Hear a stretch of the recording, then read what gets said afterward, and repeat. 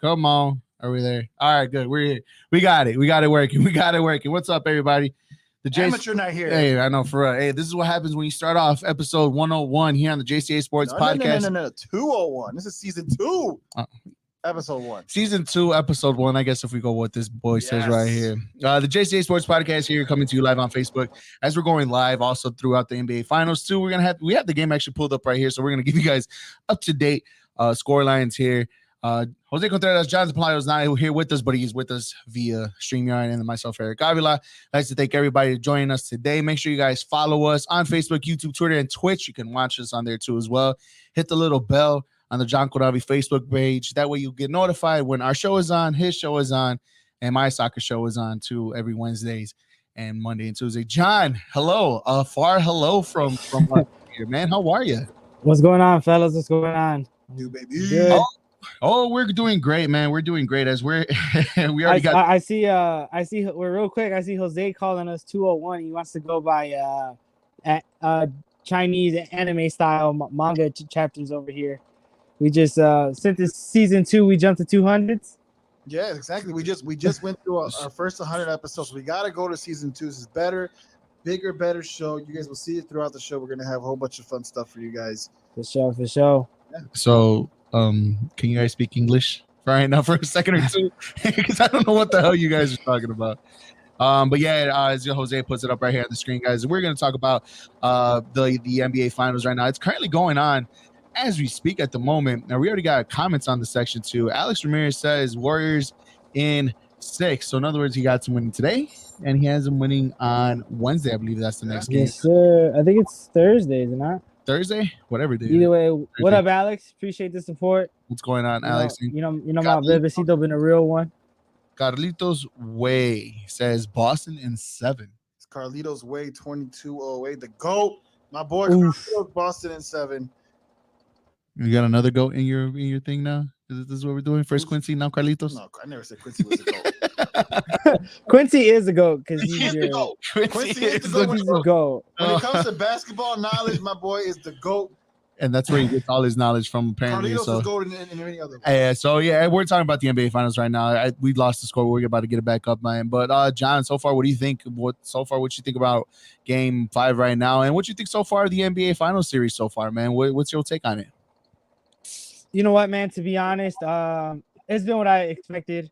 I do expect the series to still go 7 games, just like I did before. I didn't expect the blowouts that we had, but both teams are fighting hard to win, and it's just I'm still rooting the Warriors gonna win. But I definitely think it's going to 7 games. I mean, at this point, it's rare to see in general like World Series finals not go Game 7. I'm pretty sure like if the Super Bowl had more than 1 game, it'd go the whole series. It's just how sports is nowadays, man. It's definitely, believe what you want if like it's rigged or not, but it's more money overall. So these teams are gonna battle and go to 7 games. But it's been great to watch. I think Steph Curry, he's reminding people who he was, because before Steph Curry used to be that dude neck and neck with LeBron, and then past couple of years you've had KD and Giannis's name thrown out there, and it seems like Steph kind of fell in the shadows, but Steph is once again showing he's top in NBA history. Definitely of our generation, which is not to bring up D Rose, but it's a little bittersweet because D Rose used to own Steph Curry back in the day. But that's for another conversation. We don't need to awaken the Rose hater today. No, we really don't. In the comments, we have Uncle Day Day. Our boy Deontay Warriors came out and played. They did. They came out and played. They're coming out too. Whereas right now we're on halftime, 51-39. The Warriors are up on the Boston Celtics. So if you guys are tuning into us before the game starts, that's great. We'll give you guys the best inside look as much as we can. And you're right. The Warriors look like they're out on a mission to win this game and probably just end it. Like who said it? Alex says Warriors in 6, and the way how they're looking right now, it's possibly looking like it, man. What can the Boston Celtics do just to get themselves back into this game, Jose? Man, it's gonna be tough. They got to defend, and that's easier said than done, especially when you have someone like Steph Curry who's able to take over the game. But they just if they're able to contain him and try to see who else can take over in Golden State, they may have a shot. Yeah. But it's like I said, it's easier said than done, especially when you have shooters like Klay Thompson and Jordan Poole in the wing. But we've seen the Warriors get into that kind of matchup. You know what I mean? Like where Draymond, has been is a big criticism. He's had criticism in this series. Yeah. So there's ways of doing it, but if you're Boston, you got to defend. You got to defend well. John, for you, what do the Boston Celtics have to do right now just to get back into this game and probably possibly take a 3-2 series lead? Realistically, I think they just need to contain Steph Curry as best as they can. Draymond's been like a shadow of himself. I wouldn't even consider him a part of the big three for Golden State no more. He's just he averages more fouls than he does points, man. He's just there to talk smack, get in people's heads. He's not, like I said, he's not Draymond of the last time they were in the finals, before. Eric, you're shaking your head, but Draymond, he's still a dog. I'm not gonna call him a bum. I won't go that far. But Draymond he's not Draymond. Like you don't even consider him top in the league no more like you used to, And then Klay, that's what I'm saying. You got to contain Steph and make Klay, Poole, and all the other guys win, Mm-hmm. And well, of course, Tatum has to do his. Last game he couldn't even get 25 points. He definitely has to go out there and get his. If Boston wants to win, that's their main guy. Yep. See, this is where I kind of know that you kind of don't know basketball that well, John, and it's okay. Oh, and it's let me call Quincy real quick so he can put you in check. I mean, look, to talk about Draymond's not part of the big three. You don't need Draymond to score 20, 25, 30 points in order for the Warriors to be successful. It's the little things that he does that makes this team great. If Draymond's going to be your second leading scorer in this team, then you're asking for trouble. Obviously, you're going to get whatever you're going to get from Steph. You kind of given an okay pass or a pass for Klay Thompson this year, simply because this is his first time back after not one but two major injuries of blowing out his Achilles and his ACL. So, you kind of have to. He's barely getting back into rhythm. But you're never going to get those type of, yes, occasionally you'll get a 30-point game from Draymond Green here and there. That's fine. That's great. That's all right. But you don't need him to do that type of stuff in order for this team to be successful. Yes, he may have more fouls than points. That's great. But what does he do? What does he do around? What does he do defensively? How does he set up the offense for that? Like, those are pivotal moments for a player like Draymond Green to make this team successful. Because Draymond makes the little things to make the Warriors successful. Yeah, Uncle Dade. Eric, hold on real quick. What he does best is rebounds. Literally, the last two games he had 2 points, then 9 points game 2, and then 4 points game 1. I'm not asking for 20, 30 points from him. Just give me at least double digits. But when you have shooters like Steph, Klay, Poole, do you really need Draymond to score as much as he needs as much as you want? That's what I'm saying. Look, but see, the game he's having right now is perfect.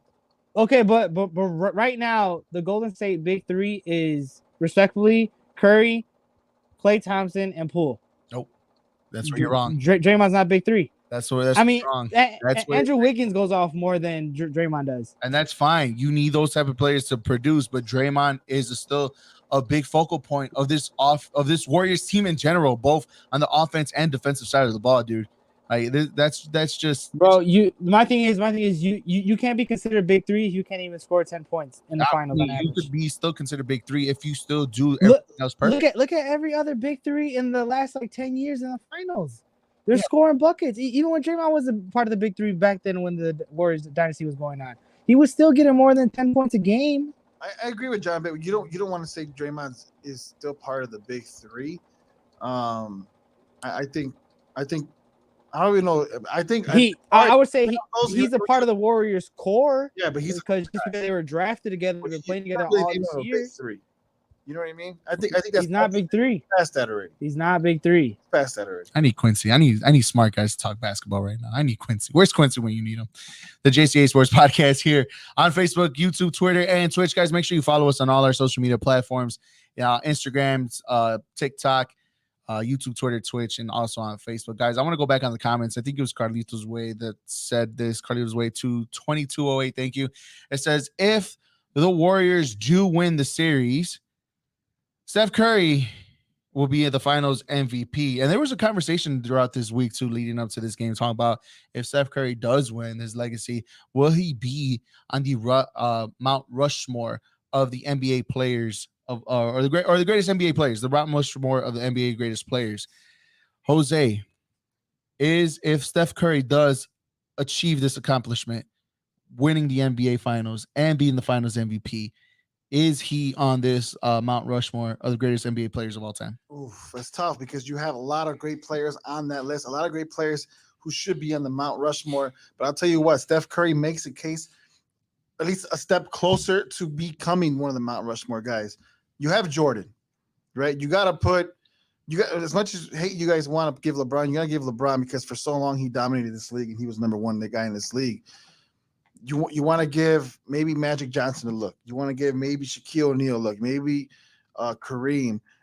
But Steph Curry, as you mentioned Eric before, has been one of those generational players who's been able to change the game, which is why I think eventually he is going to become one of these Mount Rushmore, type players.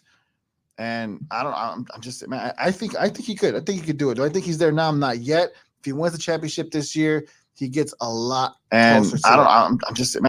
Yeah, John. What about you? If A lot closer. If Steph Curry wins the NBA Finals this year, and if he wins the Finals MVP, is he on the Mount Rushmore of NBA players, greatest NBA players of all time?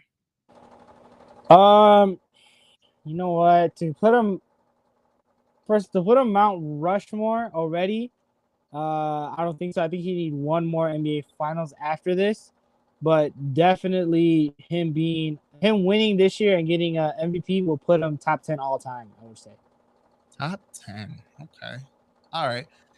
I think about it. When are we gonna see another Steph Curry? As it is, you can argue he's top 10 now. You know what I'm saying? But to put him on the Mount Rushmore, it's a little too much, a little too much as far as like I get it, he's a generational talent, but to say like he's better than MJ or up there with MJ, Kobe, I mean you can argue LeBron if he's on the Mount Rushmore, but even like older players, like Magic Johnson, did you really put Curry above those guys? Because I mean Mount Rushmore is 4 guys, right? Yes, sir. 4 guys. So you're gonna tell me Curry's top 4 of all time? It's not. I mean, I respect the man. Granted, I mean, he took over the NBA years ago. We saw it when we worked at the locker room together. Everybody wanted to come in and buy Steph Curry. For sure. Yeah. And even when Durant was there, it was the same thing. And I feel like he's popular again because he fell off a little just because his team fell off.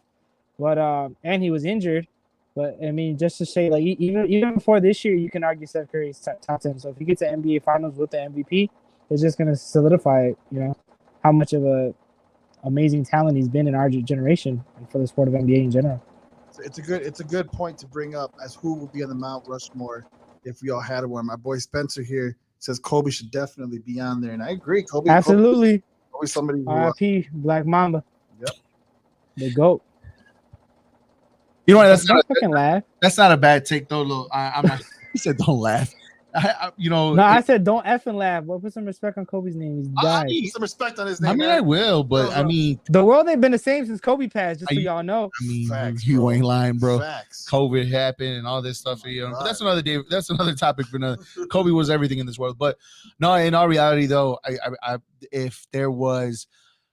I love Kobe. I think we all love Kobe. I think we all grew up watching Kobe. And obviously, if you guys want to join this link, if you want to join on the conversation outside of commenting on it, I also have the link right here on the chat too as well. If you guys want to join us, you guys come on any time to join the conversation. Where we're talking about Steph Curry. If he wins the NBA Finals and also the Finals MVP, he will be considered, or will he be considered in the Mount Rushmore of the NBA. Speaking of which, I think he wants to get on this too. Perfect timing, I guess you could say.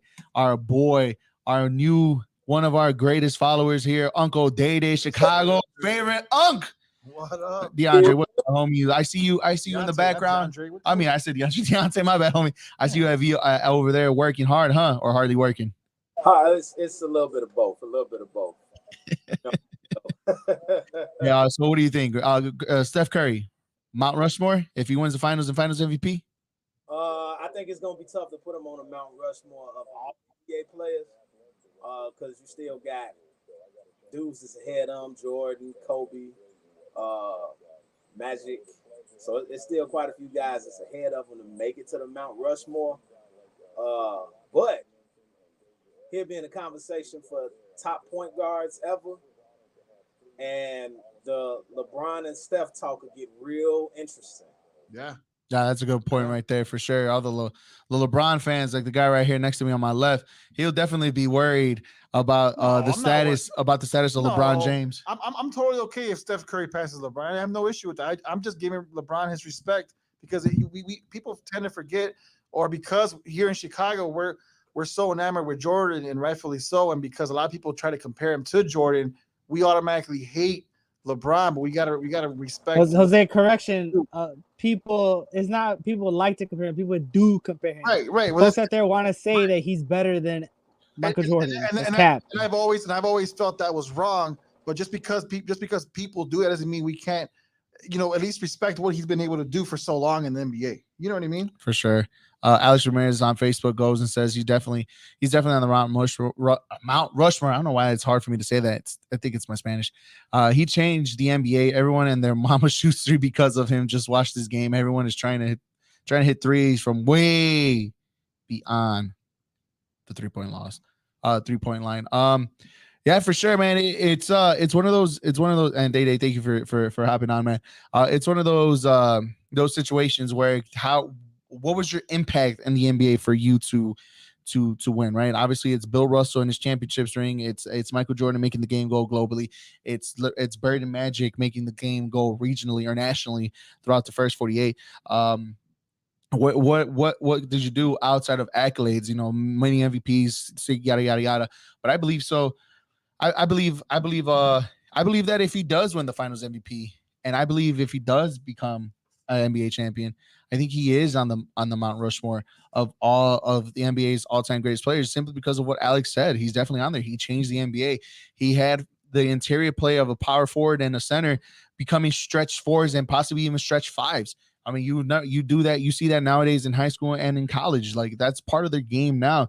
And Steph Curry did that. If you can shoot, obviously he thought, well, guess what's worth more, a 3 or a 2? Obviously, a 3 is more than a 2. So it's one of those situations to where, it's Steph Curry. I said it weeks ago in prior podcasts. To me, it's Michael Jordan number 1. Prematurely, I'm putting Steph Curry number 2 simply because of what he did in the NBA and how he changed the game. Uncle Day, welcome back, bro. Yeah, I don't know. I lost audio. I couldn't hear y'all. It's all good. But yeah, man, we're here. I'm saying, I think to me, Steph Curry is on Mount Rushmore of the NBA top NBA players of all time, simply because of what he did in the game. Yeah, and I see what I agree with you there as far as to the impact, because like changing the game, Jordan was the innovator with the fadeaway, super athleticism, the dunks. Dr. J did a lot of the dunks, but not the same way that Jordan did it while scoring at a high rate. And then you got Steph that, you got to guard this dude while he in his house shoes. So it's like, with him being the size that he is, not over athletic, not super big, it's like he got a skill and he worked on it and worked on it and changed it to now you got the Damian Lillards and the Trae Youngs, the shooting 40-footers. And I mean, Vince Carter was the first one shooting the long 3-pointers, but Steph took it to a whole nother level. Yeah. Very true. I agree with you on that standpoint. Plus, we always want to put accolades. We want to put NBA titles, MVPs, and all this stuff. Well, Steph has the finals. Steph has the MVPs. Steph has been dominating. And to me, what is the great point guard of this era, and probably a best point guard overall, excuse me. Excuse me. Sorry about that. Stupid. I honestly, this is why I believe that he's on the Mount Rushmore of the greatest NBA players of all time. Look, real quick. I know we're asking if he wins this year and gets an MVP, does that put him on the Mount Rushmore? But just to take it a level down, but still a legit question to ask, does it put him over LeBron? Woo! I think, are we ready for this conversation? Not today. I don't think not today. I think we could. Okay. Well, I say prematurely yes. No, I say no. Not yet. I don't think so. Because LeBron did it consecutively for so long. It doesn't matter where he was on. Doesn't matter who was around him. The man did what he could to get his team to the NBA Finals, and from there it was a toss up. But he always had a shot to win, no matter what. Bro, look at his failed experiment in Los Angeles. Okay, I think that's probably the one that's kind of hurting him a little bit. Although he did win a title with Los Angeles, and a lot of people want to put an asterisk behind it simply because it was the COVID year, the bubble year, so on and so forth. That's fine, but it's just like, but what has he done? Like Jose said, how long has he's been doing it? He's been doing it for what, 18 long years? Okay, I get how long you've been doing it, but how does the winning percentage in the finals not have an impact? And I feel that that's where the conversation is going to be, because I think Steph, if he wins the Finals MVP, he surpasses him. Well, here's the thing. The reason why LeBron has such a worse winning percentage in the finals because he's been to the finals more than Steph Curry has. I mean, you gotta give him respect when it comes to that. But how many of them did he lose to Steph? Exactly. What is LeBron now? 3 and 7? 1-3 against Steph. If I'm not mistaken, 1-3, or 1-3, or is it? Hold on, I'll pull up the records right now. Hold on. Yeah, I think it's 1-3, isn't it? Yeah, it's 1-3. No, I'm saying overall 1-3. But let's be honest. Those Golden State Warriors team were stacked. I understand that. That was a super team.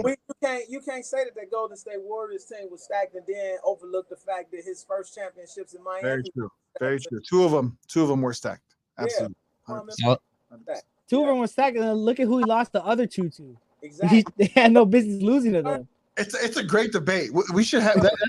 That's a great debate. I mean, Alex said. You know what? We'll say the debate for after the finals is over. Yeah, for sure. I think it's a great debate. I mean, hey, look, it's a topic of conversation simply because it could either go one or two ways. We're one of the notes.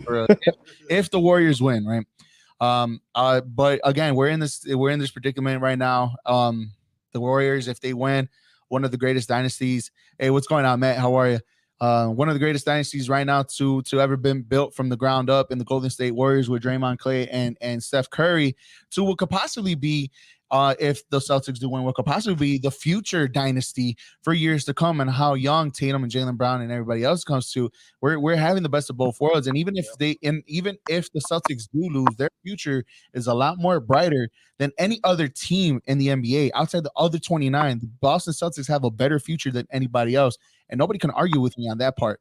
I do believe, though, that we are seeing the ending or the tail end of a great dynasty in the Warriors and the rising of the Celtics and their dynasty. So sure, because Golden State still, like, it's not like they're riding the coattails of, Curry, Klay Thompson, and Draymond Green.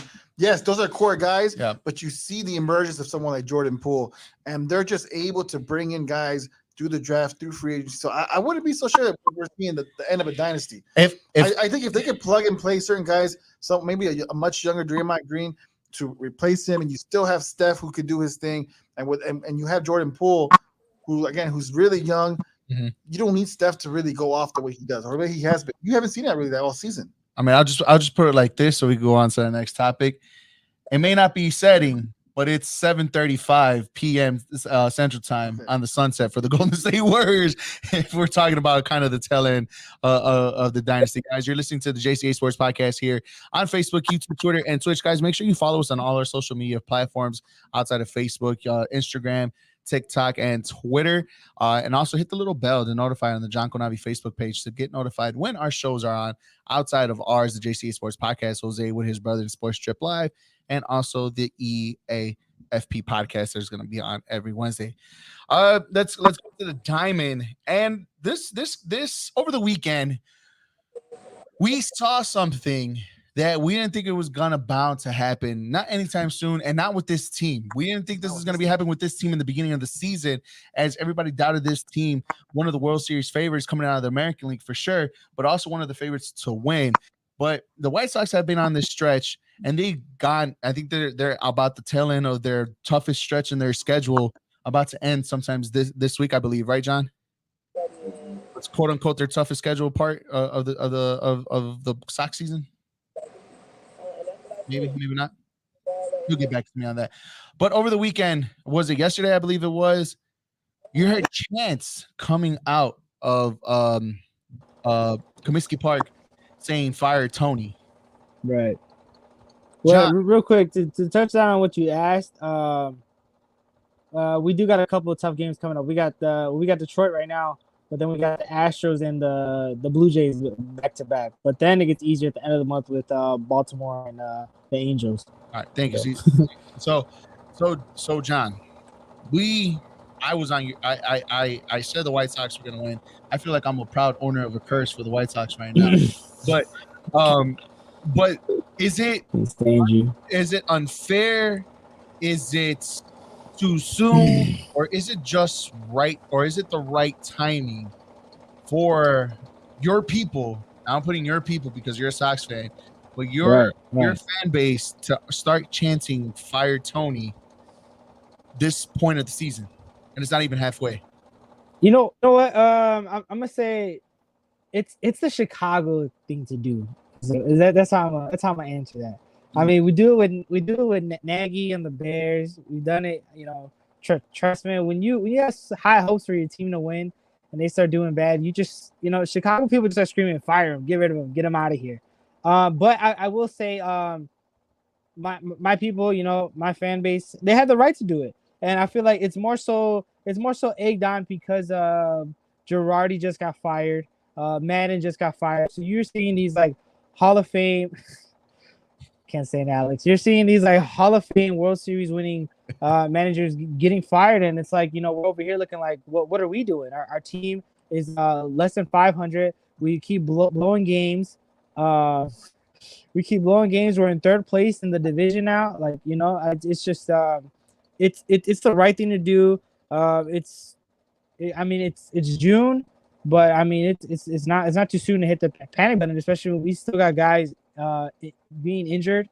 We got Jimenez that gets injured again, doing a rehab stint. We just got Lynn back today, but I feel like out of the frustration we have, and we have, World Series expectations for this team, it is definitely understandable to understand why they yelled, or chanted fire Tony. And he even acknowledged it in his post game, conference. He says like, yeah, they have the right to do it. And I don't know if you guys know this, but Ozzie Guillen has like a post game with Scott Pasenik, and he even said it himself, like it's absolutely right for fans to do. Like even Ozzie himself, the year after they won the World Series, the Sox didn't make the playoffs, and they were screaming fire him, and he said fans have every right to do it because it's true.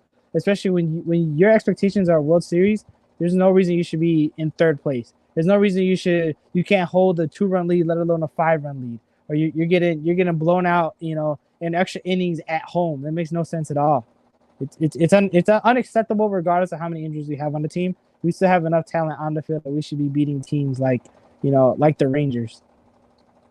He said it's the Chicago thing to do, to yell out fire. So managers. I'm glad you went there, because here's the thing. He's right. It is the Chicago thing to do, but we never did that with Joe. But what up? But Chicago is mostly right when it's time to fire somebody. For sure. When we said it was time to fire Trestman, it was definitely time to fire Trestman. 100%. When we said it was time to fire Nagy, it was definitely time to fire Nagy. So although John is right, it is a Chicago thing to do. I think it's just sports in general. We know that our team, or I'm not saying our team, but no, it's your team. You have a hoodie. When we know your team should have some high expectations yet, but they're not coming into fruition. Someone has to be to blame, and more likely it's the coach.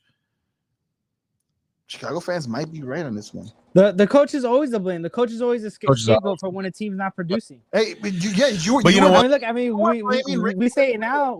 You were blaming Ricky Renteria when he made his mistakes, John. We were absolutely, because it was Ricky's fault. He has to go. So it was Ricky's fault, but I'm gonna say right now it's more so the injury bug fault than Tony La Russa. But they have enough. They do have, bro. Dude, have you seen? Look, bro, Jose. No, we don't. Look, we're starting Mendick at short. Come on, bro. That guy's not a shortstop. We had to rely on what's his name, Pollock, that we got from the Dodgers to like AJ be Pollock. One of our best. AJ Pollock.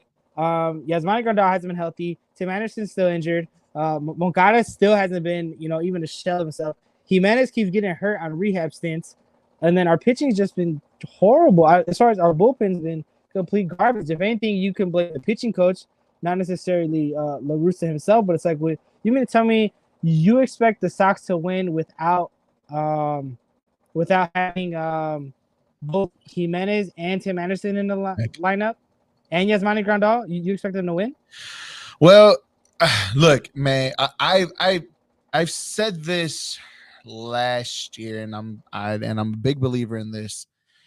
To me, that the worst, like I think that the White Sox got the worst manager out of all of them. And I said this last year when you had Alex Cora, when you had the dude that was with the Astros that won the World Series, although they had cheating allegations, so on and so forth, whatever. I thought they were a better fit for this young baseball squad on a young manager that has been there, done that, than a guy who really hasn't managed in 10 plus years, who's been working in MLB, yes, but wasn't really in the benches doing what he was supposed to do. He's a Hall of Fame manager. Nothing's going to get taken away from that. But I don't think he was the right fit for this team. You said, okay, Rick Renteria was to blame for this, and that. And yeah, you could put that blame on the injuries for so much for so long. But when something is just a repeatable offense and going over and over and over and over and over again, it's either, what are they doing physically with the trainers? What is the manager doing to keep these guys, from having these injuries that to have for a long time? Like it's a lot more in the back end than it is for the players. Now the players do have to perform. We all understand that part, and that part is greatly understandable. But sometimes we as Chicago fans, and we said it, and Jose alluded to it earlier, yes, we are right when it's time for the change, and it's time to change now. But I just feel like it, to me, no matter what manager comes in, I don't think they're going to do a good enough job to ride this ship and take this team to the promised land, simply because even when this team was healthy in the beginning of the season, they weren't performing at top level. But you know what? You can blame that to they barely had a spring training at all. That's true. That I do agree with. But look, but here's the thing. Okay, take away La Russa, right? Let me ask you guys this. Today's starting lineup, I'm going to read it out to you. You tell me, is it going to be a team like the Yankees, the Rays, the Dodgers, Padres, Braves, okay? You have Pulick at leadoff, Vaughn, who got substituted by Engel, Luis Robert, Abreu, Berger, who got substituted by Zavala, Moncada, Yuri Garcia, McGuire, and Mendick. You expect that lineup to beat the Yankees in the playoffs? No. Regardless of who the manager is. Even with, but this is our lineup because of the injuries. Even with a healthy lineup, I don't think that's, even the teams that the players are on, I don't think that's still a good enough team to compete. That's what I'm saying. But okay, so if you don't expect our healthy lineup to win, how do you expect the lineup I just made to win in the playoffs? I don't care who's managing. Look who we got. I mean, again, no disrespect to them, but we had to rely on Mendick, McGuire, Garcia, Zavala, Engel. Those are subs. Yeah.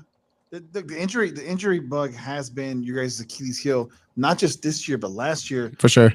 There's something there. Like, what is it, John? Why is it the fact that you guys just keep getting injured? This should have ended last season. You should have milk, man. They need some more milk. They need some milk. Is it the training staff, the coaching staff? Doesn't that still fall on Tony La Russa? You guys just keep getting injured. This should have ended last. What are you doing here? I don't know. I think we're just losing. It's the Wi-Fi here, guys. I think, yeah. To your point, Jose, it does go on the like the training personnel.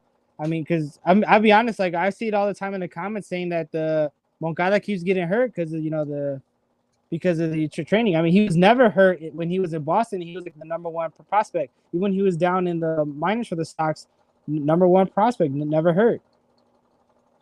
Oh yeah. So but realistically, from a business perspective, who are you gonna get rid of first? The trainers or the manager?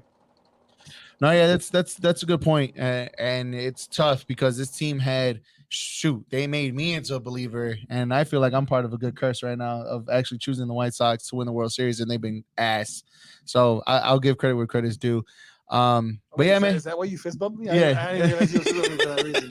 I also picked the White Sox. Josh goes on. What's up, Josh? He says, and our pitching are just straight out sucks. Absolutely.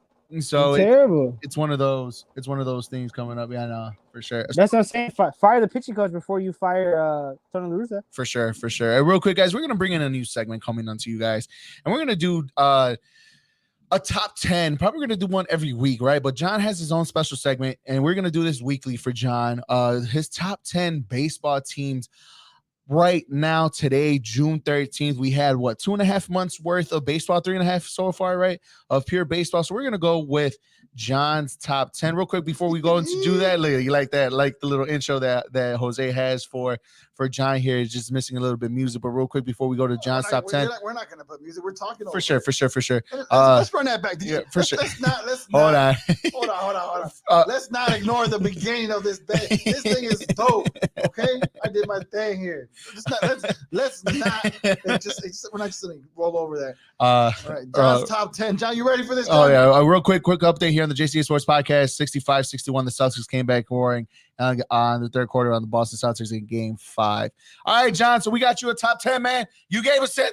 Excuse me. You gave us 10 teams.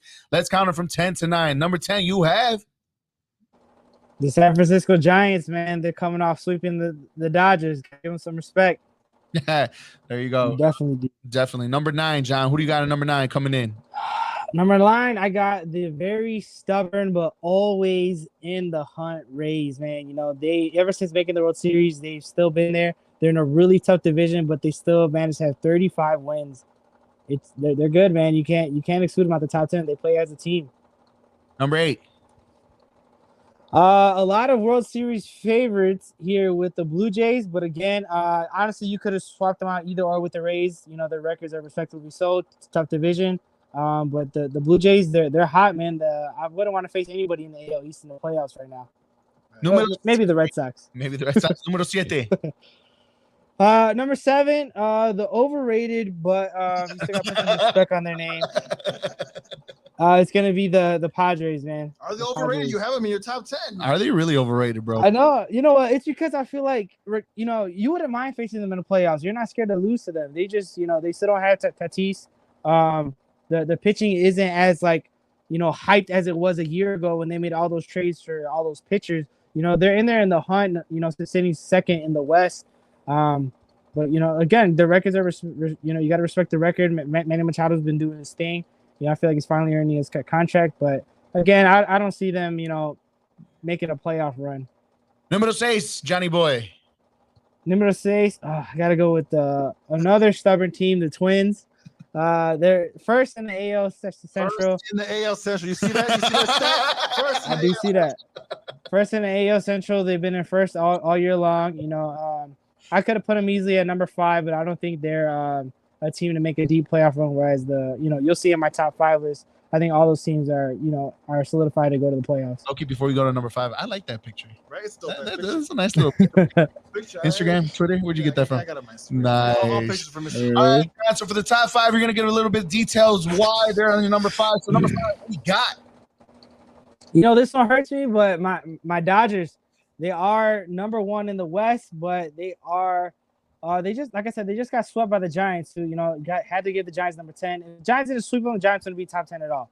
But the Giants are a really good team, and the Dodgers, respectively, can be the best team in baseball when they're firing on all ends, defense, offensively, pitching, all that. But they just got swept. So you don't deserve to be top 3, but because of who they are, you still gotta keep them to top 5 because they can easily turn it up, and next week they could be number 1.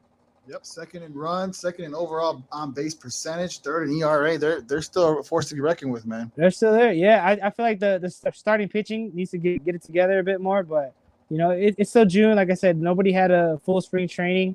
They'll be all right. Pencil them in for playoffs. At number 4, what do you got at 4? Number 4, I got the Cheaters. The Astros. The cheating scandal's not going away for them. But again, first in the AL. Respectfully, I think the Astros are still proving that they're still one of the best teams in all of baseball, just like they've been doing for the last 5-6 years. It's an easier division they got, but when they're hot, man. Like you can pretty much, realistically, you can bet on the Astros to win every game this year. This is how good they are. They definitely don't go away. All right, John, before we hit to your top 3, who is your honorable mention that you missed out? My honorable mention is going to be the Cardinals. Like I said, if it wasn't for the Giants just sweeping the Dodgers, because Dodgers are the top dogs, it would definitely be the Cardinals, who right now are in first, but they are struggling The Brewers are right there on their, behind them. So it's I feel like the Cardinals need another piece. They need to make some moves at the trade deadline, another piece if they really want to make a playoff run. But Nolan Arenado's been doing his thing. Molina and Carpenter are just being vintage in their final years. And then you got Pujols back. He once in a while you see him in the highlights, but I just feel like they're like that stubborn team that's going to be there. But again, I don't see them making a deep playoff run if they don't make some moves, man. And like I said, their division is weaker. The Brewers haven't got any better the last years ever since Christian Yelich had that MVP type of season. So it's like the Cardinals respectfully should be running away with the division, but the Brewers are right there behind them. That's why I got them at 11, just missing out on the top 10. Yep. Nice. Yeah. Well, with the Cardinals, they're always going to be there. And like you said, Albert Pujols, whether if he shows up either batting or even pitching, Albert Pujols is always in the highlight. Yep. That sucks. All right, man. What's the number 3? Well, obviously we see it right now. Somebody premature. Yes, sir. Number 3 is going to be the Mets. They are the only team in the National League with 40 wins. Even with Max Scherzer being injured, they're still doing their thing. That offense is carrying them. They just play hard, man. They play ball together. I know New York is a very happy state right now. Both the teams are in first place. Which brings me to my number 2 is going to be the New York Yankees. Before we get to number 2, like you mentioned that their offense is carrying them, and you see in that stats, first in batting average, first in runs, first overall on base percentage. That is the reason why they're first right now in the they got a new owner, and he opened up the checkbook and started getting some players. Hey, shout out real quick Tony, because he said in the beginning of the season, he says the Mets, and right now it looks like his pick. Tony was right of them. He also rode the Padres last year, so we see how that turned out. Right. I think it's gonna be the same thing with the Mets. They're not gonna make a deep playoff run. We'll see. In the NL East, that's kind of tough. It's a little competitive. Is it really? Well, just one maybe. The Braves are there, but other than that, that's the only reason why it's competitive, because you face them 17 times out of the year. They call it the NL East. Just anything that has the East in it in football and now in baseball is still the least. All right, man. Who do you got on number 2? Number 2, like I said, is going to be the other New York team, the Yankees. My brother's not gonna like that. Come on, man. They're the best team in the American League. Aaron Judge is on a tear. I think I seen a stat this morning saying the Yankees are on pace for like 119 wins. They literally just put up football numbers on the Cubs. They did. They really did. They're showing their dominance, and I'll explain why they're not number 1, but they are the best team in the AL. I still see them making a move before the trade deadline just to power themselves up, but the Yankees are, they're riding Aaron Judge. Rizzo's doing phenomenal over there, which is, I feel like, again, Rizzo's also another guy that bet on himself, and he seems like he's happy there. I personally don't like seeing Rizzo on the Yankees, despite I like the Yankees. I just, I don't know. Rizzo and pinstripes over there, it don't look right, but he's doing his thing. Judge is about to get himself massively paid because, he did reject the contract extension. I feel like the pitching does need to come back, but who needs pitching when you're putting up 18 runs a game, right? This is true. And real quick, right before we go, the third quarter just ended between the Warriors and the Celtics. Warriors came back, storming back, but the Celtics made it into the game, 75-74, end of the third quarter. Crunch time is about to come. My brother is gonna be very disappointed. He did tell me about what Wilson Contreras might go to the if you add Wilson Contreras to the Yankees, man, you could just call it wrapped up. That would be beautiful to see. Wilson Contreras to finish his career in New York, the Yankees would be amazing. That would be first in home. You know what? Fun fact before you go over, I saw Starlin Castro's debut. I know you guys know, but for the Cubs fans at home that don't know who Starlin Castro is, he was your shortstop before Addison Russell. I do remember his debut game, watching it here with my grandpa who's a Cubs fan. He went 5 for 5 against the Reds, and it was amazing to see. And since that game, I always wanted Castro to end up with the Yankees after Jeter. He did. Unfortunately, his career wasn't as great as it was when he was with the Cubs, because he was one of he was a beast. He was one of the top shortstops. Mm-hmm. So to see Wilson Contreras go to New York, I think would be an amazing opportunity for him. Yeah, and then talk about the Bronx Bombers, adding him on there as one of the best catchers so far this year in this baseball. They're first in home runs, so they're going to be adding him. Whew. Not only that, his defensive prowess behind the plate. Stop him and Rizzo back, man. Mm-hmm. Worry about him, Rizzo, Judge, John Carlos. All right, man. Who's your number 1 team? Who beats number 1? Number one is the hottest team in baseball, the defending champs, the Braves. Now, I know you guys peeped their record. They only have, 34 wins, but you have to respect that they have won 11 games in a row. That is not easy to do. I don't care who you are. They're showing that last year was not a fluke. They have Acuna back. Like, who would have thought they would have won a World Series without Acuna? They lost for Freddie Freeman, who's a, MVP caliber player. And look at them. They're, like I said, this is a weekly. We're doing this, weekly. So as of this week, they're number one. Of course, next week they, because of the record, they might drop down. But they've won 11 straight games. So if you ask me who's the best team in baseball, it's going to be them. They're on a tear, right? If to be honest, if they would have lost yesterday, then the Yankees would be number one, and they're easily number two. But 11 straight games, you got to give credit where credit's due. They're showing they're the defending champs for a reason. And that, ladies and gentlemen, was the debut of Johnny Pelayo's top 10 MLB of the week. So we're going to do this weekly every Monday. Jonathan Pelayo is going to give us the top 10 baseball teams so far. And we're going to do different top 10s on Wednesdays. Wednesdays we're going to come up with a different one. And then we're just going to do this every week to give you guys better contact, more and more contact real quick for the summer, summer days for the JCA Sports podcast. So, John, good job. Like you said, it's going to be different weekly. So we're going to have hopefully a different lineup next week on who's number 10, number 1. Yeah, hopefully next week my White Sox could at least get the honorable mention. I'm not going to reach for top 10, but if they could win a couple series, they'll slide in for honorable mention. Maybe so. So real quick, where is it at? Here it goes. Carlitos Way 22. Oh, wait, who is watching us on Twitch? Remember, you can also watch all our JCA Sports podcasts on Facebook, YouTube, Twitter, and Twitch. He has this question for you, Johnny Boy.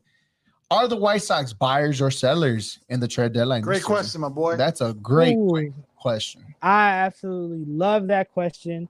And you know me, we are buyers. The only people we selling are the bums that are starting, started tonight. That's the only people we'll sell. Definitely.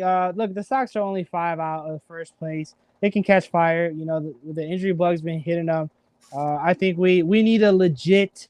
You hear me? I hope the White Sox hear this. We need a legit second baseman. Give me a legit right fielder. I would gladly take another backup to Yasmani, and we need another arm in the rotation, man. We definitely do.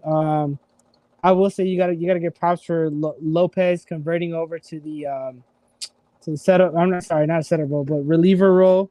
But I mean, I didn't even mention we just lost Michael Kopech, so we definitely need another arm in the rotation. We get Lynn back just to lose Kopech, so we're definitely buyers. Like I said, we need to buy.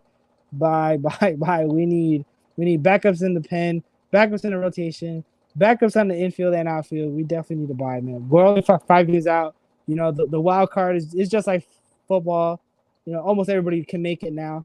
The Sox definitely still can push for the playoffs. So I think we're buyers. There's no way we're gonna sell. I don't know, man. I don't know. It's hard. It's hard to say to even become buyers. Obviously, CP, man. Look, we're on every Monday and Wednesday at 9:00. No, hold on. No, don't do CP like that. CP, and for everyone who watches or comes to the show on late, our show is always going to be on YouTube, on Facebook Live. You can always catch our show, the rerun on YouTube, on Facebook. It's always going to be the live. And season 2 is different. I'm going to make sure every single one of our podcasts makes Spotify day after. CP really missed my top 10 debut. He missed the top 10 debut, bro. He missed it. But it's okay. It'd be your own boy. But it's okay, CP. It's okay. Again, Facebook on John Konavi or at YouTube at JCA Sports. You'll be able to watch this show once again. From start to finish. And all our other shows too as well. Not Absolutely. necessarily. You know what, Jose? Matter of fact, just for CP, because he's our boy, we're going to personally text him the link. When we're up on Anchor, Spotify, and then he could rewatch it.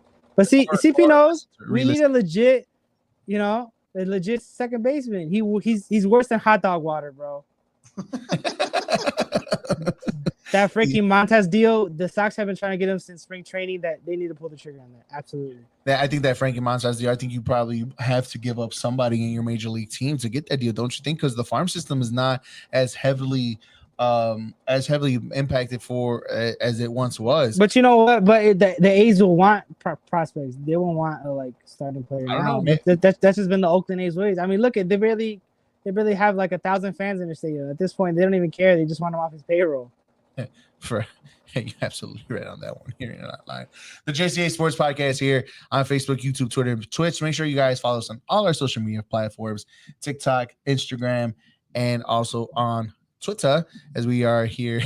Here it is. Why is a whack ass NFC South on here? Cole, so we're trying to get ready for the NFL season, for training camp to start. OTAs has started, so we're just gonna have a little breakdown of the NFC South and a whole entire NFL too as well, here's the thing. on a week-to-week basis. So here's the thing, right? With the NBA Finals already coming to an end, right? It's coming to an end soon. 79-74 the Warriors, fourth quarter. Right. So there's a couple more games for NBA. Then we're going to be straight into baseball season. We have John's top 10 that we're going to be doing weekly going forward until the MLB season's done, or at least the regular season's done. Top 5 Marvel movies on Wednesday. Right. We still got to fill content, right? So why not talk about the NFL? Because, guys, it's right. Look, whether we like it or not, and I know we love it, it's coming up soon. Right, OTAs is already starting. Preseason's in August.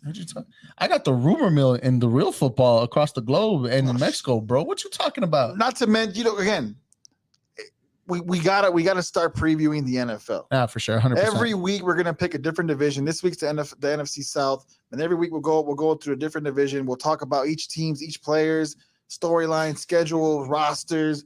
You name it, okay? We're going to start with the NFC South. I want to start with the NFC before we go into the AFC because obviously the AFC is stacked. Facts. And we're going to go from south. From north? Yeah, from south. We're going to go from south, east, west, north, and then, we'll work our way to. Save the best for last. Yeah. But by the time we're done with this, the NFL season will be upon us. So, or at least, preseason. Or preseason. Exactly. Right. All right, so we got the NFC South today. I really nothing to be excited about other than Tom Brady is back with the Bucs. Everybody came back for the Bucs. Hakeem Hicks signed for the Bucs. It is basically just the whole entire NFC South. And if you can see right here, home and away, what am I looking at? The Atlanta Falcons week by week schedule on who they face and stuff like that. So, I see one loss guaranteed right now against the Chicago Bears on the 20th of November. So that's one L right there. So the one thing I want to do, right, is I want to go over records. What do you guys think the records would be between each one of these teams? We'll go briefly. Falcons, who do you guys have? What's the record here? Oh, to me, I said the Atlanta Falcons might be and will be one of the worst NFL teams this year. Really? There's no Calvin Ridley. There's no quarterback. They lost Matty Ice. There's what else? Other than Kyle Pitts. Cordell Patterson did his thing. I think outside of them too, what else? That's true. Exactly. Nah, bro. We don't even know who their quarterback is. Looking at the schedule, I give them 3 wins. That's it. They're gonna be terrible. Do you have them winning against the Bears? Oh hell no! Justin Fields gonna ball out. Hey, get your boy. That's a guarantee. What? Look, you not a guarantee. Bears. Get your boy. Look at. 2 other it really isn't a guaranteed Bears win. I agree with that. It's a guaranteed Bears win. Jose, excuse me, sir. Sorry. I was talking, sir. I'm sorry, sir. Go ahead. 2 other 3 wins is gonna come against one against the Saints and one against the Panthers. The third win is gonna probably be maybe a lucky upset against Bengals or Browns. That's it. I could kind of see them winning against the Steelers. Nah. See that? Mitch just want to ball out. There you go, comadre. I knew you were the I knew you were the smart one in football in this relationship between the guy right next to me. She definitely is. She definitely knows. Definitely is that one. The Falcons will be one of the worst teams in NFL. I'm pretty sure Jose's gonna get his. Wait, hold on. Okay. One of the worst NFL teams, yes. Maybe not the worst NFL teams because the Giants are bad. I think the Giants are worse than the Falcons right now. Nah, they got Saquon. Bro, he's gonna get hurt. Bro, like the third. Saquon plays like 3 games and that's it, bro. Then he's out. Okay. Well, they're gonna win 2 before he gets hurt, and then they just need 2 more to have a better record than the Falcons. Earlier. Look, I got more faith in Daniel Jones and whoever's starting for the Falcons. That's how Marcus Mariota. It's Marcus Mariota. Marcus Mariota. That's terrible, bro. Daniel Jones is just as bad as Marcus Mariota. I did say, and we were Jose and I, we were on Prime Sports World with our boy Dave, who's one of our colleagues here at Illinois Media School, and I did say that game against the Bucs played the Green Bay Packers and the Kansas City Chiefs at home back-to-back weeks before they play against the Atlanta Falcons. I think they were at home too, if I'm not mistaken. Yeah. And I did say back-to-back tough games against two teams who one prime maybe they might see in the Super Bowl and one team that they may be seeing in the playoffs later on in that year. Two tough back-to-back games in your first two home games, and you got the Atlanta Falcons. I did say don't be surprised if that game's a trap game for the Bucs against the Atlanta Falcons, simply because on how hard it is, and as you can see right there, look, they start off the first two games on the road between the Cowboys and the Saints, and then they're two Cowgirls. You're right. And the two back-to-back home games against the Packers and the Kansas City Chiefs. It's that game against the Atlanta Falcons at home that may or may not be, a trap game for them, simply because how tough the Packers and the Kansas City Chiefs may be. And then that Kansas City Chiefs is a Sunday night game on top of that. Bro, you're tweaking. The trap game is going to be Mitch upsetting them week 6. Dude, that's exactly what I said, John. Thank you very much. No, here's drinking the Kool-Aid of Mitch being a quarterback. Being a quarterback. Whether it's Mitch or whoever else is the quarterback, he's gonna lose that game. He's gonna look the position to a rookie. Okay, that's fine. Whether it's Mitch or whoever quarterback in that game, I still think that's a trap game for the Tampa Bay Buccaneers, solely on the overall team of the Pittsburgh Steelers. Great coach. They're at home. That team, it's gonna be rocking. I can see that being the trap game for sure. You know what? Wait, are we talking about the Bucs now, or yes? We're talking about the Bucs. No. All right, this is the Bucs schedule. Okay, because y'all might hate me for this, but I think Tom Brady gets injured this year. Say it ain't so. No, you can't say that. Jose, what's the dumb nugget you said earlier on Dave's podcast? I think Tom Brady gets hurt. This is a tough schedule for old Brady. We're not going to bring that up again. Bring that up. Bring the stupidity that you just said earlier. The beautiful Paulina Martinez says they drafted a wide receiver, but how is Drake London going to score if they can't get him the ball? Facts. Hey, bro, I can get you her number if you want. I'll put you on, bro. Yeah, man, put me on. But oh my goodness, his schedule's a little tough to be honest, but it's Brady. It is. See? That's what I'm saying. Look. What do you think, John? That's what I'm saying, Cole. I think I could see the Bucs are going to struggle this year, but I could see Brady getting injured. These are some pretty tough teams he has to play. The O-line's not what it used to be. We all know Brady can't escape a sack or shit. I got the Bucs having 13 wins. 13 wins, yeah. Okay, without an injury happening, let me see. 13. I got 14. 14 wins? I got 14. 14 wins winning this division for sure. 14, possibly 13. Atlanta game that gets me kind of 85-74. The Warriors are up in the fourth quarter. Game 5 of the NBA Finals before John gives up his I see 12 wins for the Bucs. 12 wins. All right, there you go. So the Bucs wins. For sure, double digits, and it's gonna probably be the only team in this division that might have it winning. Listen. Between the Falcons and Panthers, one of them is gonna upset them for sure. All right, we're looking at the Panthers preseason regular season schedule, and you know what? Cole says CP goes and says that they'll go 12-5. The Bucs. I agree, Cole. I agree for sure. I got them with 14. The Panthers. A lot of question marks on what the Panthers are going to see. Apparently, Robert Anderson said that he's going to retire maybe this year before the season. Robert Anderson's been a bum, bro. Sam Darnold is still the quarterback of the Carolina. You won, baby. But other than that, it depends. It depends on the health of CMC. Yeah, Christian McCaffrey. Definitely does. 4 wins. He's the whole offense. Guys, 4 wins the most. 4. What? I don't see them. That's cap, bro. I don't see the Panthers having a great season. Okay, I can see a win against the Giants. Yep. It's a toss-up. I have no faith in the Saints. I don't know what Saints, so that could be a toss-up. No, the Saints don't have Sean Payton, so I'm gonna give them no chance of winning at all. But look at that schedule.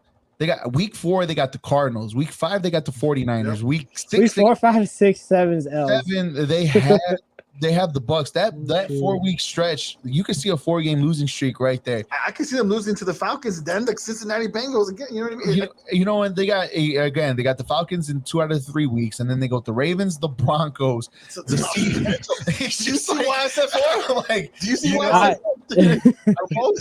I could see probably, you know, again, the 2 Falcons game is a toss-up. They can't beat the Ravens. They're definitely not beating the Broncos. The Seattle Seahawks, it's up in the air. I could see the Pittsburgh Steelers getting a win here. They got the Lions here, who are pretty tough, battle-tested, and also they end the season with the Bucks and the Saints. Look, this team. What? He said, "Don't sleep on New Orleans." They were New Orleans. Wait, so how many wins did you say, Eric? For the Panthers? Yeah. Yeah, 4 wins the most, John. Bro, 4? I could only see 3. Wow. Y'all gonna hate me for this, but I have them tied with the Bears at 5 wins. That's possible. Wow, 5 wins. 5 wins for the Bears. You're disrespectful. If McCaffrey's healthy, yeah. For the Bears. Disrespectful. If McCaffrey's healthy, 5 wins. CP says 2 wins, maybe 3. Maybe 3. He said, I mean, maybe they beat the Seahawks and the Falcons. Look, here's why. I could see them beating the Saints twice, the Seahawks twice. I'm sorry, not Seahawks, the Falcons twice. I'm sorry. And then I give them 1 upset win against whether it be the Bucks, the Broncos. No way. No. One upset win. No way. One upset win. They'll win one. They'll win one against either the Giants or the Seattle. I see them winning both those games. So how about this? 2 wins against either the Giants or the Falcons. Then they win 1 against the other team. That's 3. Now you have the Giants. You can give them a win. And then I'm telling you, there's an upset win in there somewhere. No way, John. There's no way. There is absolutely no way. Unless Christian McCaffrey goes for like 300-400 yards in a game with like 4 touchdowns, it ain't happening, buddy. It ain't happening. If he's MVP McCaffrey again? If he's MVP McCaffrey and then some, then I can see your point to where they have an upset win here. All right, we're gonna round this off and we're gonna end this podcast a little not right now, but after I know, but after this, wait till I finish. I got more on the docket, man. You better hold on. Jeez. All right. Anywho, we're talking about 10 minutes. We started late. Right. We started late. We got extra 10 minutes. We're ending off the NFC South with the New Orleans Saints here, and again, it's a team who's I guess what are the Saints? A team that's on the rebuild, a team that can compete. I mean, they lost one of the greatest coaches in Sean Payton, and a quarterback situation where it's still up in the air on who's their number 1 quarterback going to be. Where do you see the Saints coming off other than just being a great defense? Offensively, or not even great, just a decent defense. But where do you see the New Orleans Saints this year? They're only Alvin Kamara is all they have. They lost Drew Brees 1 year. They lose Sean Payton next year. You have Michael Thomas, who's supposed to be a great wide receiver, your best wide receiver. But he's not healthy. He's either A, unhealthy, and B, he doesn't even want to play for your team. He doesn't want to be on the Saints right now. Bears. Alvin Kamara is all you got. I'm sorry, but they're going to be a shell of themselves. They're not going to be a good team. They have a good defense. They have a good defense, but that's about it, man. And again, the NFC South, they have the NFC West and the AFC North. The NFC West and the AFC North. And as you look at the schedule, I mean, they started off with the Falcons, which is easy W. It's a tough game against the Bucks in week 2. Then you got a decent win in the Panthers and a difficult battle against the Minnesota Vikings, and then you got Seattle, and then this is where it gets tough for you, because now you got the Bengals, the Cardinals, the Raiders, the Ravens, the Steelers, the Rams, the 49ers, and back to the Bucks before their bye. John, where in that schedule do you see the Saints coming out with 5 wins?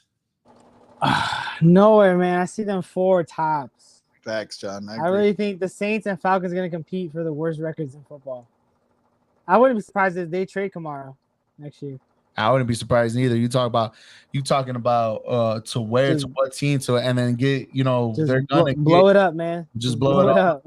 Get your worst pick in there, and then another 1st round pick. Sent to a team that's competing mid-level in the playoffs that they're just 1 running back away. Yeah. because even after that bye, it's still a little bit difficult when you still have the Falcons, the Browns, depending what Browns team you're going to have, the Eagles, and then you kind of maybe not easy, but sort of ease up on the Carolina Panthers right there.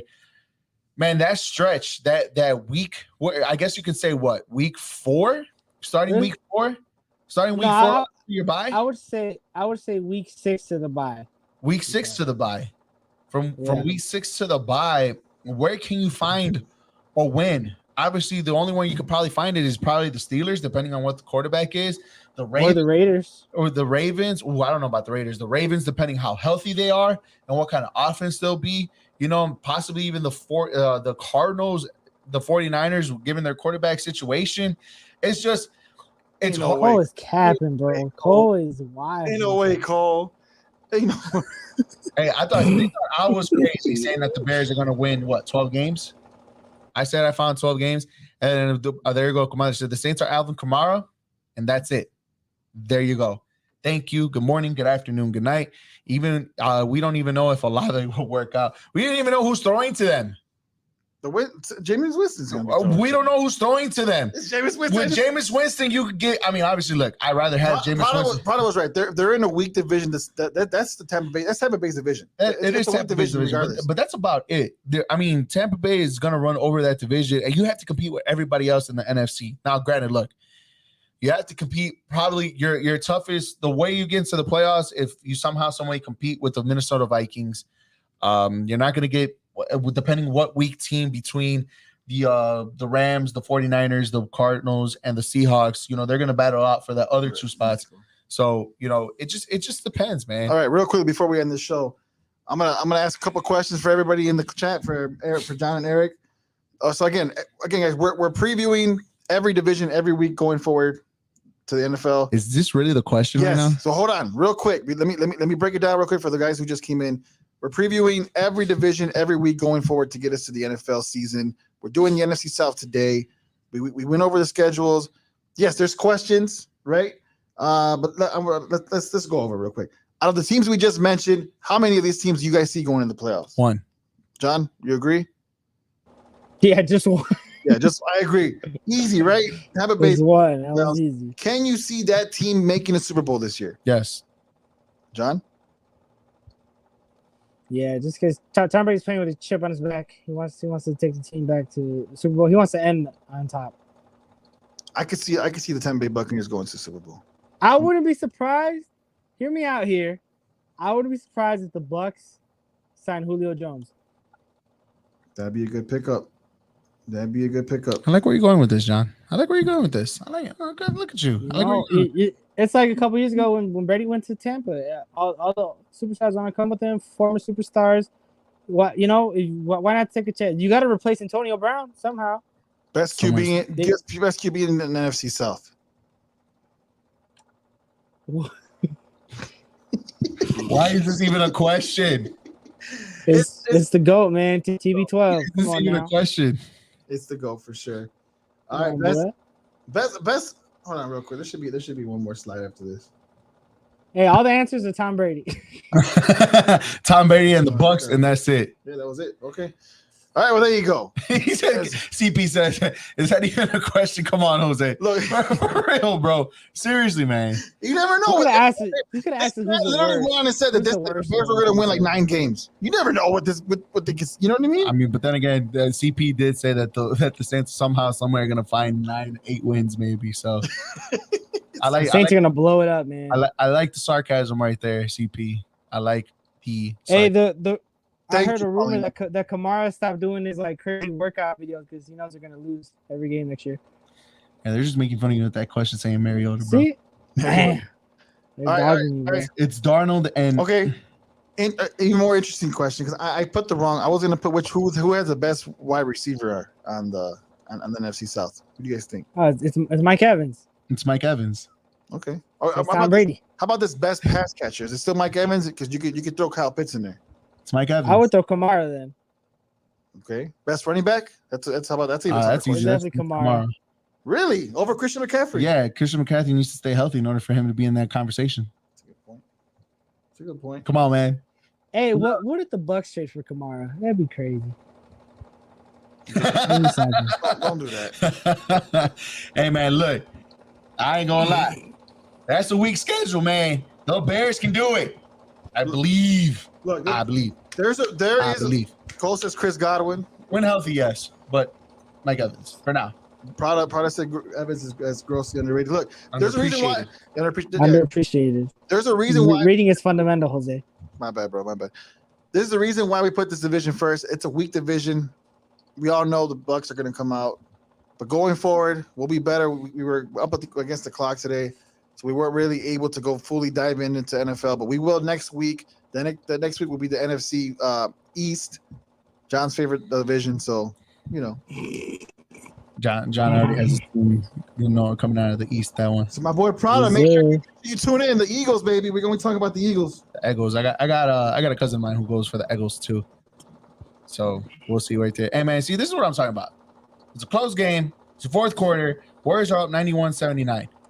It's just like you just say it's a close game. Again, it was a close game. After halftime, it wasn't. In the third it was. And the third it was. Then the Warriors just took out. They went nuts. And I'm telling you, this is why the NBA Finals are kind of like, all right, I'm starting to lose interest in this during around this time because this is when the one team pulls away. 91-79 is what we got right now, man. Eric, they're going in on you on the chats, bro. Huh? They're going in on you on the chats. Why? What do they say, Eric? We need 25 cents for. Hey, man, look. I am telling you guys, this team is different. All right? This team is different. Hell, I'll be happy with 10 wins. All I know is that I got more wins than all of y'all put together. Okay? Yeah, that's saying something, bro. We got like 4 wins, me and John. I'm looking forward for this season. It's all hinges on Hurts. Hey, we'll talk about it next week. That's for sure. That's for sure. And this game, this is the Warriors games. Warriors and Sace from our boy Joshy Poo. I agree. So, yeah, we're on Wednesday. When's the next game? Wednesday, Thursday? Thursday. It should be up here. Damn, I just seen a stat saying Steph Curry's 0 for 7 for the 3-point line tonight. Hey, they're still blowing them out. See? But hey, look, they're still up. Oh yeah, absolutely. You can build a house. What matters is at the end is the W. Yep. That's all that matters at the end of the game. It don't matter about stats. It matters about the wins and losses. Your boy Draymond still only got 8 points. It don't matter, man. Wiggins 22 points, Klay Thompson 18 points.